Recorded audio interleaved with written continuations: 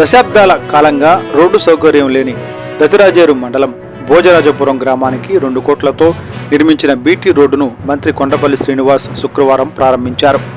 Road సౌకర్యం లేకపోవడంతో గత 2024 సార్వత్రిక ఎన్నికల్లో ఓటింగుకు దూరంగా ఉన్న సదరు గ్రామస్తులు విన్నపం మేరకు రహదారిని నిర్మించినట్లు మంత్రి కొండపల్లి తెలిపారు. దశాబ్దాల తమ కళ నెరవేర్చిన మంత్రికి గ్రామస్తులు ధన్యవాదాలు తెలిపారు. ఆనాడు ఓటింగ్కు దూరంగా ఉన్న ప్రజలే నేడు పూలమాలలతో స్వాగతం పలికారని, గ్రామాల అభివృద్ధికి కట్టుబడి ఉండటమే కూటమి ప్రభుత్వ లక్ష్యమని మంత్రి కొండపల్లి అన్నారు. Today TV staff reporter yes Shankar, Vizianagaram జిల్లా.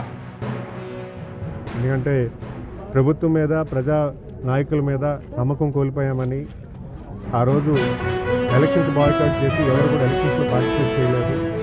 మరి ఆ రోజు వాళ్ళు తీసుకున్నట్టు నిర్ణయాన్ని నేను గౌరవించి ఖచ్చితంగా కూటమి ప్రభుత్వం అధికారంలోకి వస్తుంది, అధికారం వచ్చిన తర్వాత వాళ్ళకి రోడ్ వేసి వాళ్ళ నమ్మకాన్ని గెలుచుకొని మళ్ళీ ఆ ఊర్లోకి రావాలన్న ఆలోచనతో నేను అనుకున్నాను.